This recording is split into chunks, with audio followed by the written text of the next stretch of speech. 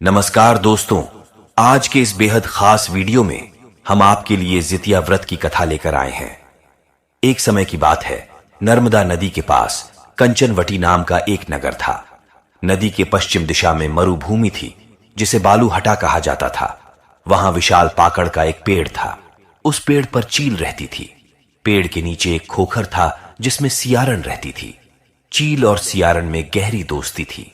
एक बार दोनों ने मिलकर कुछ स्त्रियों को जितिया व्रत करते हुए देखा। तब उन्होंने यह व्रत करने का संकल्प लिया। फिर दोनों ने भगवान ज्योतवाहन की पूजा करने के लिए निर्जला व्रत रखा। व्रत के दिन उस नगर में एक बड़े व्यापारी की मृत्यु हो गई और व्यापारी का दाह संस्कार उसी मरुस्थल पर किया गया। दिन बीतने के बाद जब रात हुई तब वहां मौसम खराब हो गया। बिजली कड़कने लगी और बादल गरजने लगे। वहां पर बड़ा तूफान आ गया। अब सियारन को भूख लगने लगी। मुर्दा देखकर वो खुद को रोक ना पाई और उसने व्यापारी के शरीर को खा लिया और उसका व्रत टूट गया। पर चील ने संयम रखा और नियम व श्रद्धा से अगले दिन व्रत का पारण किया। फिर अगले जन्म में दोनों सहेलियों ने ब्राह्मण के परिवार में 2 पुत्रियों के रूप में जन्म लिया। चील बड़ी बहन बनी और उसका नाम शीलावती रखा गया। शीलावती की शादी बुद्धिसेन के साथ हुई। सियारन छोटी बहन के रूप में जन्मी और उसका नाम कपूरावती रखा गया। उसकी शादी नगर के राजा मलाईकेतु से हुई। अब कपूरावती कंचनवटी नगर की रानी बन गई।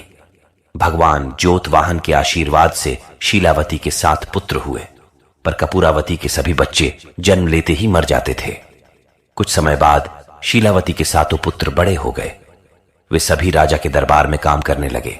कपूरावती के मन में उन्हें देखकर ईर्ष्या की भावना आ गई और उसने राजा से कहकर शीलावती के सभी पुत्रों के सर कटवा दिए और उन्हें 7 नए बर्तन मंगवाकर उनमें रख दिया और लाल कपड़े से ढककर शीलावती के पास भिजवा दिया।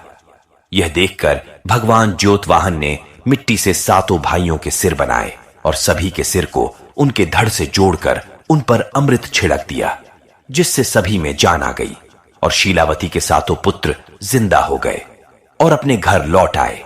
जो कटे हुए सिर रानी ने भेजे थे वो फल बन गए।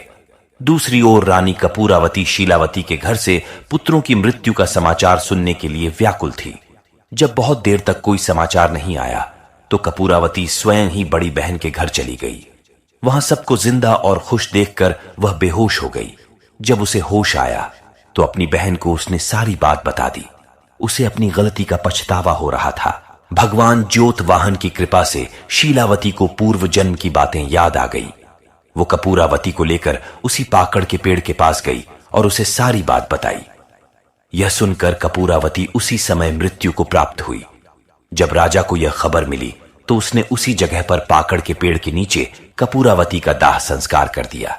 हे भगवान ज्योतवाहन, जैसे आपने शीलावती के 7 पुत्रों की रक्षा की, वैसे ही इस कहानी को कहने सुनने वाले सभी लोगों पर कृपा करना।